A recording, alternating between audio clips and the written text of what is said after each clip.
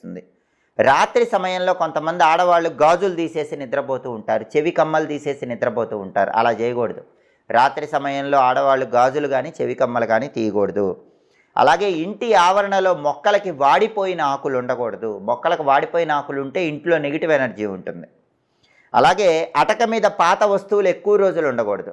పాత వస్తువులు ఎప్పటికప్పుడు తీసేసి చక్కగా ఇల్లంతా కూడా నీట్గా పెట్టుకుంటూ ఉండాలి. అలాగే ఇంట్లో గోడలకి చీలికలు లేకుండా చూసుకోవాలి. పెయింటింగ్ రాలిపోకుండా చూసుకోవాలి. ఎక్కడైనా ఇంట్లో తరచుగా గోడలకి చీలికలు ఉన్నా, పెయింటింగ్ రాలిపోతున్నా నెగిటివ్ ఎనర్జీ ఉన్నట్లు అర్థం చేసుకోవాలి. అదృష్టం తొందరగా కలిసి రాదు.